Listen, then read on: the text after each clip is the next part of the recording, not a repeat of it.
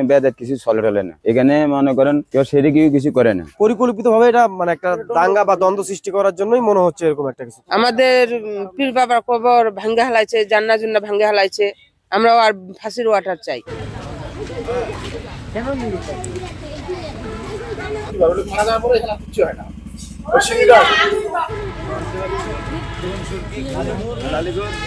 কেমন মনে হয়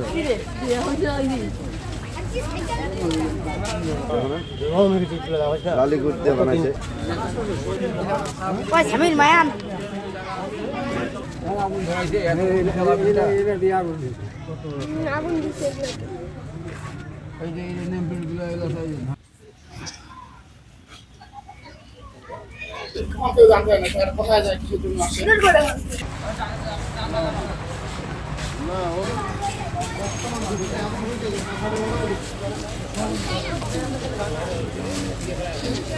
সকালে আসি দেখতে আসি এটা ভাঙচুর সেদিন সকালে আসি দেখতে আসি, যারা এগুলো করছে এরা মুসলমানের হাতের নাম নাই, ওরাও তো মাঠে নিচে যাইতে হবে। উনি তো বেদাত এনে বেদাত কিছু চলে টলে না, এখানে মনে করেন কেউ সেরে কেউ কিছু করে না।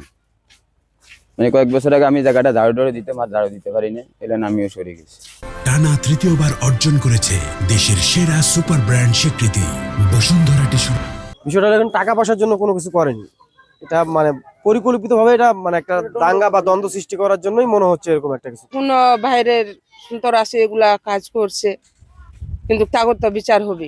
আমরা বিচার চাই, ওর জন্য ফাঁসি হোক বাবা। আমাদের পীর বাবার কবর ভাঙ্গা হালাইছে, জান্না জুন্না ভাঙ্গা হালাইছে, আমরাও আর ফাঁসির ওয়াটার চাই। আমরা এই খবর পাওয়ার পর আমরা ঘটনাস্থলে গেছিলাম। ঘটনাস্থলে আমাদের পুলিশ সুপার মহোদয় পরিদর্শন করেছেন, আমাদের ডিবি, আমাদের থানা, আমাদের সকল টিম ঘটনাস্থল পরিদর্শন করেছেন।